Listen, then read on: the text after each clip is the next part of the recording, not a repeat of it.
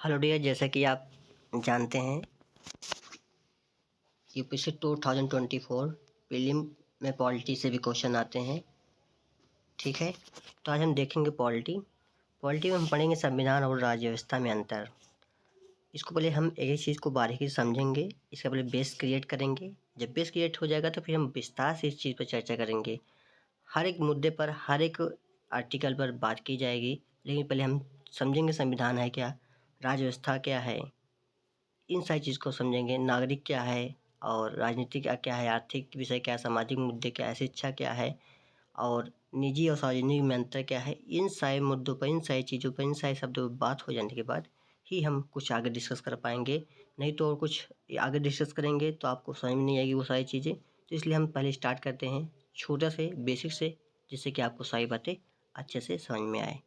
ठीक है, चलिए तो हम देखें संविधान, कॉन्स्टिट्यूशन।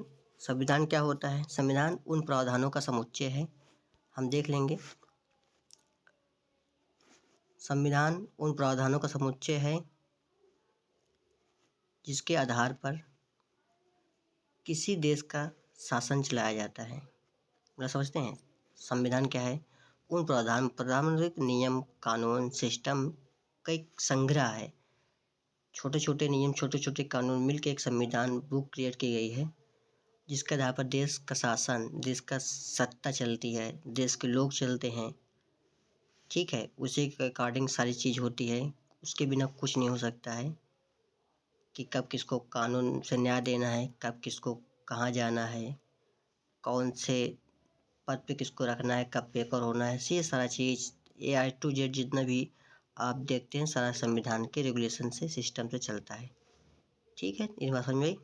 चलिए, सब बात ये होती है कि शासन क्या है।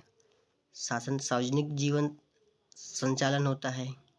ठीक है, जैसे जीवन क्या होता है, निजी जीवन में आप क्या कर सकते हैं। अगर आपका कुछ निजी का जीवन हो, आपका पर्सनल जीवन हो, तो उसमें क्या आप बात करेंगे? उस पर आप यही बात करेंगे कि मुझे खाना मिल जाए, वस्त्र मिल जाए, मेरा घर हो, ये सारी बात करेंगे। लेकिन जब कुछ चीज़ें सार्वजनिक हो जाए, जैसे कि किसी के गांव में या किसी समाज में रोड का विकास होना है, या फिर किसी शादी गृह का विकास होना है, या फिर किसी हॉस्पिटल का या कॉलेज का या इंस्टीट्यूट का विकास होना है, तो वह सार्वजनिक जीवन से जुड़ जाता है। ठीक है, चलिए अब हम बात करेंगे पब्लिक लाइफ क्या होती है, सार्वजनिक जीवन क्या होता है। सार्वजनिक जीवन में क्या है? राजनीतिक विषय। जब कोई रेगुलेशन बने जिससे राजनीतिक प्रभाव पड़े, ऐसा कोई रेगुलेशन बने जिससे कि आर्थिक दिक्कत में आए, या फिर आर्थिक की स्थिति बढ़े, अच्छी हो, सामाजिक मुद्दे हो, शिक्षा हो, एजुकेशन डेवलपमेंट हो, इन सारी जब मुद्दों विकास बात करेंगे, तब वो क्या होगा? हमारा सार्वजनिक जीवन होगा, किसी एक पर्सनल के लिए जीवन नहीं होगा। ठीक है, चलिए, संविधान देश की मूल विधि है, संविधान देश की सर्वोच्च विधि है, संविधान शक्ति का मानचित्र है। संविधान देश की मूल विधि है, जानते हैं। संविधान देश की सर्वोच्च विधि भी है, ये भी जानते हैं।